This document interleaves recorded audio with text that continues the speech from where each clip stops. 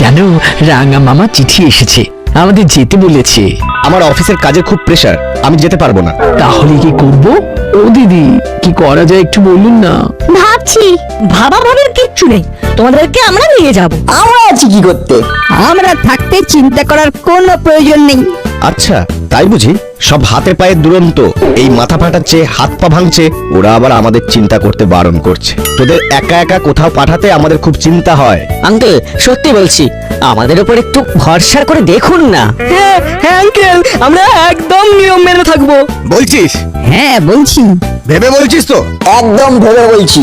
ঠিক আছে, তাহলে তোদের কথার উপর ভরসা করে তোদের আন্টিদের পাঠাচ্ছি। কি মাখন বাবু? ঠিক আছে, তবে তোদের একজনের নামেও যদি কমপ্লেন শুনি তাহলে কিন্তু আর কোনোদিন তোদের কোথাও একা পাঠাবো না, মনে থাকবে? হ্যাঁ থাকবে। ঠিক আছে, রেঞ্জ, হুলো আর বাটালি, তোরা কিন্তু এদের সব দায়িত্ব নিবি, তোদের আন্টি আর তোদের বন্ধুদের। ওদের আমরা একদম চোখে চোখে রাখবো। নাটবল্টু, চিমটি, ভাবলাই, সবাই কান খুলে শুনে রাখ। দুষ্টুমি করলে কিন্তু শাস্তি দেব। মনে থাকে যেন। বাহ বাহ, আমি খুব খুশি হয়েছি, তোদের সব কথা আমার কানে এসেছে। হ্যাঁ, দুই আঙ্কেল যেতে পারবে না। আঙ্কেল আর আন্টিরা খুব চিন্তা করছিলেন। আমরা থাকতেও আন্টিরা চিন্তা করবেন, এটা মানা যায়? বাহ, গুড, খুব ভালো। আমিও তোদের উপর খুব খুশি হয়েছি। এইবার তিনজনের হম্বি তম্বি শুরু হবে। নাট, বল্টু, চিমটি, ভ্যাবলাই, রেঞ্জ, হুলো আর বাটালির কথা মেনে চলবি। আমি যদি তোদের নামে কোনো কমপ্লেন শুনি তাহলে আমি কিন্তু তুল কালাম করে দেব। তুলকালাম? ওরে বাবা রে, এ তো ভীষণ গোলমালের ব্যাপার। বড়বাবু তুলকালাম করলে আমরা তো ভেসে যাবো। আমার আইন ভারী কড়া, মনে থাকে যেন। চিমটি, কান খুলে শুনে রাখো। শুনেছি তো। রেঞ্জ, হুলো, বাটালি, আমি কিন্তু তোদের কাছে প্রতিদিন খবর নেব। একদম, আমি প্রতিদিন আপনাকে আপডেট দেব। আমাদের শোষণ করবে বলে প্রাণ আঁকু বাকু করছে। চলো না, দেখবে কেমন তুর্কি নাচান নাচাবো। নাটবল্টু, চিমটি, ভ্যাবলাই, রাঙা দাদুর বাড়ি গিয়ে আমাদের না বলে কোথাও যাবি না। না না, কার ঘাড়ে কটা মাথা। আমরা সব কিছু তোমাদের জানিয়েই করব। তোমাদের কথা ছাড়া আমরা এক পাও যাব না। আমি খুব খুশি হয়েছি। তা তোরা যাচ্ছিস কবে? কাল সকালে। ঠিক আছে, তোদের রাঙা দাদুর বাড়ি পৌঁছে দেবার জন্য আমি গাড়ি বলে দেব। এই না, এটা কি হলো বলতো? আমি জানি কোন ব্যাপারটা নিয়ে কথা বলতে চাইছিস। না বোঝার কিছু নেই। আমি বলতে চাইছি রেঞ্জদার, হুলোদার, বাটালিদার শাসন নিয়ে। আমাদের মাথার উপরে বসে ওরা তিনজন ছড়ি ঘোরাবে। গোয়ার না, আমরা ওর মধ্যেই আমাদের কাজ করে যাবো। আমাদের সাথে এটা ওটা অত সহজ নয়। আমাদের কাজ হবে ওদের তালে তাল দেওয়া। আসলে ওরা চায় আমরা একটু ওদের কাছে ওই দাঁড়া দাঁড়া করি, যে যাদের সন্তুষ্ট। এইটুকু করতে পারি না ভাই? পারবো পারবো, তুই একদম টেনশন নিবি না। চল এবার আমরা আমাদের বাড়ি ফিরে যাই, তারপর আমাদের একেবারে বিকেলে দেখা হবে, ঠিক আছে? ঠিক আছে। বুঝলি দাদা, আমাদের উপর অনেক বড় দায়িত্ব পড়ে গেল। সব ইচ্ছেগুলোকে সামলাতে হবে। ঠিক বলেছিস, ঠিক বলেছিস। বিশেষ করে ওই নাটবল্টু আর ভ্যাবলাই তো আমাদের খুবই নাওটা। ওকে নিয়ে বিশেষ চাপ টাপ নেই। ওদের খুব চোখে চোখে রাখতে হবে। আরে ভাবিস না, ভাবিস না, ও সব ম্যানেজ হয়ে যাবে। আমি আছি, তুই আছিস, তারপর রেঞ্জ আছে। তার তিনজনের কয় জোড়া চোখ? তিন জোড়া। আজ বড় বাবুর কাছে গিয়ে মনটা বেশ ফুরফুরে হয়ে গেল। কিরকম দায়িত্ব ঘাড়ে চাপিয়ে দিল। এই দেখো দেখো, আরে বোকা, সবাই বুঝতে পেরেছে তো। আমাদের কাঁধটা এখন বেশ চওড়া হয়েছে, আর এই কাঁধে অনেক ভার দেওয়া যায়। হ্যাঁ, সবাই বোঝে, কিন্তু কিন্তু আমাদের মাসি বোঝে না। যাকে যাকে, ছেড়ে দে ভাই, দুঃখ করিস না, দুঃখ করিস না। আয় আয়, ততক্ষণ বসে আমরা আমাদের প্ল্যানটা ঠিক করি।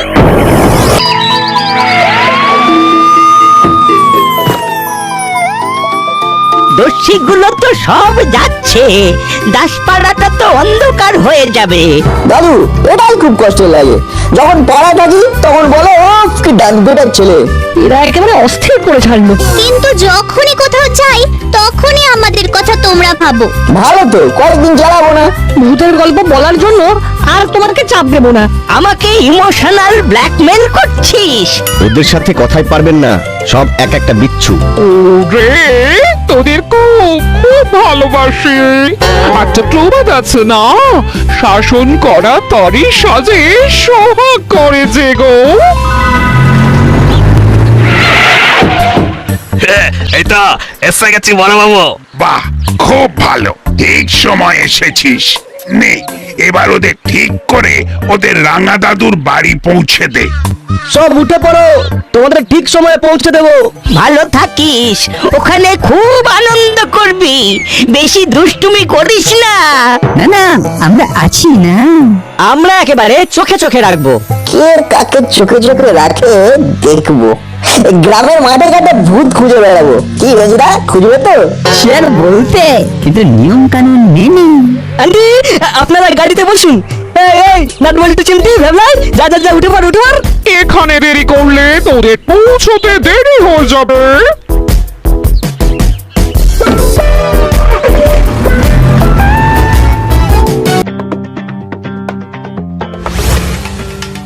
আয় আয় আয়, আমি তোদের জন্যই অপেক্ষা করছি।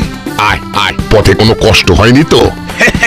আরে ওস্তাদের হাতে স্টিয়ারিং, গাড়ি পুরো একেবারে পঙ্খিরাজ, একেবারে সাট করে উড়ে চলে এলো।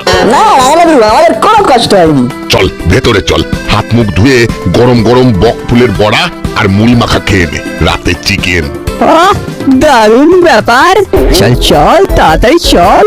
ঠিক বলেছিস, খাবারের নাম অ্যানাউন্সের সাথে সাথেই তো খিদে বেড়ে গেল। যা বলেছো। মুড়ি মাখা আর বকফুল ভাজা খেয়ে কিছুক্ষণ হাঁটতে হবে। কেন রে? আরে বাবা, রাতে চিকেনের জন্য পেটে জায়গা করতে হবে না। সত্যি নাট, তুই পারিসও বটে। চল চল, আগে ভেতরে চল। ও ড্রাইভার ভাই, গাড়িটাকে পার্ক করে চলে এসো। ঠিক আছে রাঙা দাদু, চল কঞ্চি। রাঙালাদু, ওই সামনের মাঠ থেকে একটু ঘুরে আসি। বেশি দূরে যাস না, ডাকলেই চলে আসবি, ঠিক আছে? না না, আমরা তিন দাদা আছি না, আমরা একদম চোখে চোখে রাখবো, চোখে চোখে। কি বলো বাটালিদা? একদম রাঙা দাদু, তুমি একদম নিশ্চিন্ত থাকো। এই চল চল সবাই চল। উফ, কি জ্বালা পড়েছি রে বাবা। চলো।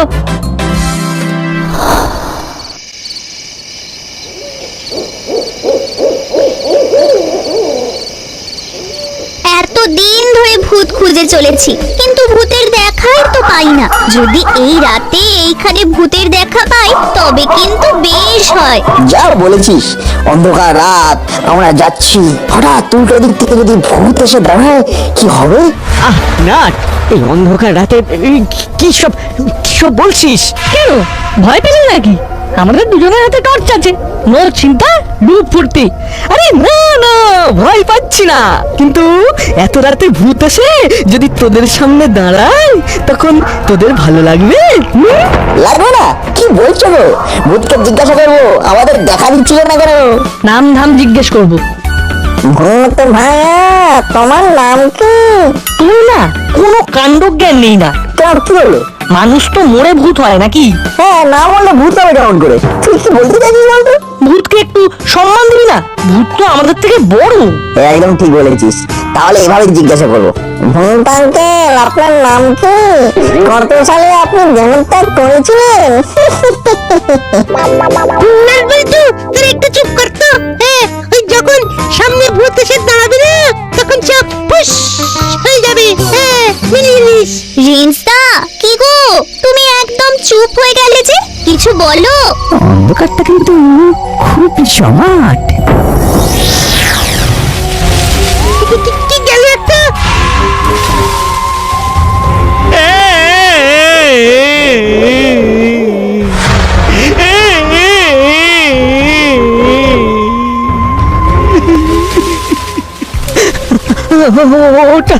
ওটা কে? নাট বল্টু, এখান থেকে চল। ভ্যাবলাই পড়ে গেছে। এখন কেমন আছিস ভ্যাবলাই? এখন একটু ভালো আছি। কি হয়েছিল কি ভ্যাবলাই? আমরা হাঁটছিলাম, হঠাৎ একটা জায়গায় সরসর করে আওয়াজ হলো। আর আমি সাথে সাথে ওই আমাদের জায়গায় টর্চের আলো ফেলি, দেখি একজন ঝোপের মধ্যে বসে হাসছে। কান্নাটা না কোনো মানুষের হতে পারে না। ওই জঙ্গলের দিকেই তো একটা বড় পুকুর আছে। ও বাবা, ওইদিকে পুকুর আছে, তাহলে নিশ্চয় পানিমুড়া। পানিমুড়া? পানিমুড়া আবার কি? পানিমুড়া হলো জলের ভূত। দেখ, জলে আবার ভূত থাকে নাকি? ওমা, এই তোমরা পানিমুড়ার নাম শোনোনি? ও বাবা, এ তো সবাই জানে গো। পানিমুড়া বড়দের কিচ্ছু বলে না, কিন্তু ছোটদের জলের তলায় নিয়ে যায়। হেল্পার কাকা, তুমি পানিমুড়া দেখেছো? এই দেখিনি, আবার কতবার দেখেছি। ওরা জলের মধ্যে ঘাপটি মেরে থাকে, তারপর কোনো বাচ্চাকে একা দেখলেই খপাত করে ধরে ঝপাত করে জলে ডুব দেয়। শোন, কাল থেকে কেউ ওই পুকুরের কাছে যাবি না। রে ঝুলো বাটালি, ওদের খুব চোখে চোখে রাখবি। কোনো চিন্তা করবেন না আন্টি, আমরা আছি তো। ব্যাস, আমরা নিশ্চিন্ত হলাম। রাঙা দাদুর বাড়িতে এসে ভুতুরে পুকুর দেখতে পাবো সেটা ভাবতেই পারিনি। দিনের আলোয় দেখার ইচ্ছে হচ্ছে। না,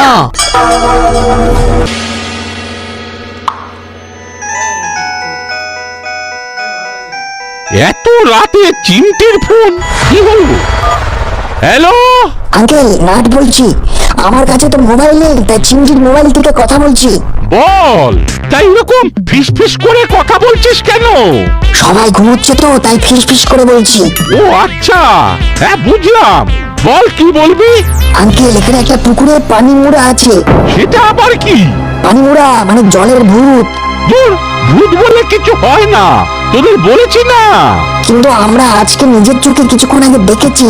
ভাটার মতো চোখ, মাছ খাই গলা, টর্চের আলো পড়তেই অন্ধকারে মিলিয়ে গেল। এক কাজ কর, কাল সকালে একবার যা, ভালো করে দেখে আয়। আমার দৃঢ় বিশ্বাস এই ভূত বলে কিছু নেই। কিন্তু আজকের ঘটনার পর আমাদের ওইখানে যাওয়া মানা। আমাদের উপরে নজরদারি আছে।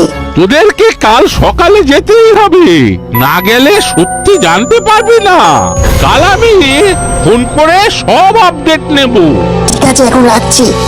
কিরে নাট, আঙ্কেল কি বললেন? কাল আমাদের ওই পুকুরের কাছে যেতে হবে। কিন্তু কি করে? রেঞ্জদা, হুলোদা, ভাটালিদা তো কাল সকাল থেকে আমাদের পেছনে পড়ে যাবে। কিছু একটা ঘটনা ঘটাতেই হবে। নাট, এখন যাবি? ঠিক বলেছিস, চল। এই রাতেই আমরা পানিমুড়ার আগামুড়া সব বার করে ফেলি। চল চল চল, দরজা খুলে বেরিয়ে পড়ি। সবাই ঘুমে কাঁদা। আমরা কেউ কোনো কথা বলবো না। ঠিক বলেছিস, আমরা খুব সন্তর্পণে যাব।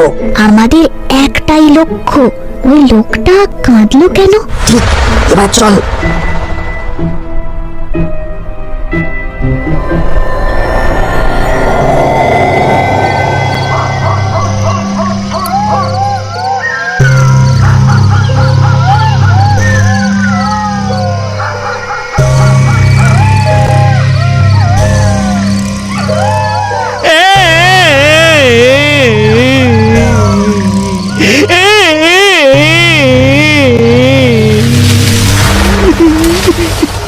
কোথায় গেল নাট?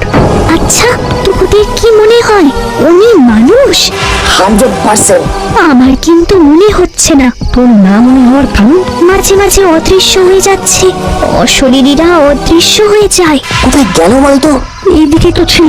আমি তো বলছি উনি অশরীরী।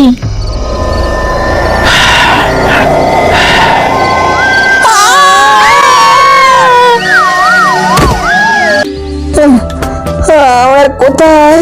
কথা না শুনে রাতে বেরিয়েছিলি কেন? তোরা এত দুষ্ট হয়েছিস? বড়দের কথা শুনিস না। ছি, কমচি সকালে তোদেরকে খুঁজে নিয়ে এসেছে। এখন বল, ওখানে কেন গিয়েছিলি? বাবা, এই দেখো, পানিমুড়ার পেছনে একদম লেগো না কিন্তু। এতে কিন্তু তোমাদের একটা সতর্ক করলো। এরপরে তোমাদের একদম জলের নিচে টেনে নিয়ে যাবে। হ্যাঁ, তখন কিন্তু আমরা কিছুই করতে পারবো না। আজ একদম বাইরে যাবে না। রাঙা দাদু, এদের ঘরে বাইরে থেকে তালা দিয়ে দিন। না, বাইরে থেকে তালা দিতে হবে না, আমরা আছি।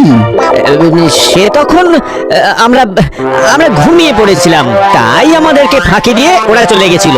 না না, আর পারবে না, আর পারবে না। এবার ওদের সামনে কেউ না কেউ থাকবে। আমার বিশ্বাস ওটা ভূত। কি ভয়ঙ্কর দেখতে। লাগছিল। ভূতের মতো লাগলো, তবে পুরোপুরি ভূত কিনা বলতে পারবো না। আর তোমাদের কিচ্ছু বলতে হবে না। একটা জায়গায় বেড়াতে এসেছিস, এখানেও ভূত খুঁজে বেড়াচ্ছিস। সত্যিটা তো জানতেই হবে। শরীরে কিন্তু কোনো ক্লান্তি নেই। রেঞ্জদা চলো না একটু বেরিয়ে আসি। রেঞ্জ একদম নয়।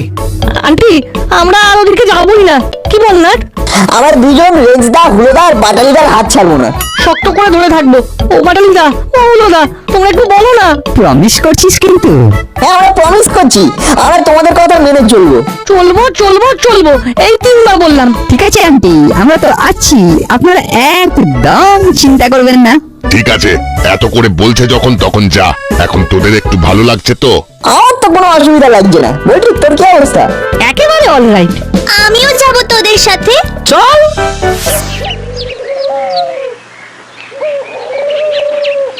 চল, আমরা সোজা যাই।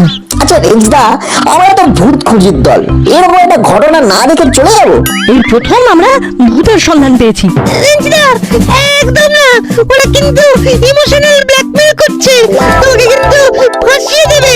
ভ্যাবলাই একদম সঠিক কথা বলেছে। আমি তো নিশ্চিত যে ওইটা ভূত। আমিও তোর সাথে একমত রে চিমটি, যে ওটা ভূত। হয়ে গেল, হয়ে গেল।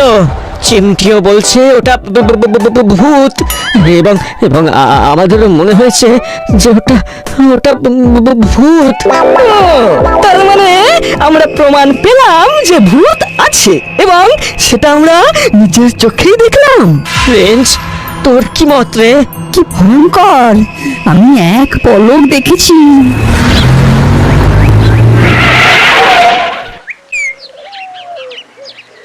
এই যে আচ্ছা, দেখো তো, তোমরা এই মানুষটিকে দেখেছো?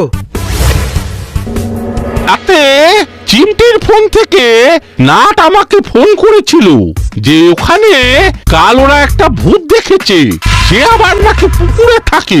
আমি ওদের বলেছি সকালে গিয়ে ওখানে সবকিছু দেখে আমাকে তার আপডেট দিতে। ওই ভূত ভূত করে ওরা একদিন পাগল হয়ে যাবে। না না, ওরা একদম সঠিক কাজ করেছে। ওদের ওপর কত বড় দায়িত্ব বলুন তো। আমি কি সাধে ওদের ওই ভূত খুঁজি সংগঠনে নাম লিখিয়েছি। দেখুন, ওরা হয়তো এখন ওই পুকুরের কাছে সত্য খোঁজার চেষ্টা করছে। তার মানে ও এখন এখানেই। চলো, আমাদের জায়গাটা দেখিয়ে দেবে, চলো তো। ভাগ্যিস তোমরা লক্ষ্য করেছিলে। স্যার, আপনি কি করে জানলেন যে ওই লোকটা এখানে আছে? আরে, আমরা তো ছবিটা দেখাতে দেখাতে আসছি, তা এই গ্রামে ঢোকার আগে একটা দোকানে এই ছবিটা দেখাতেই ওরা বলে দিল। তারপর আমরা সোজা এসে তোমাদের জিজ্ঞেস করলাম। এবার চলো।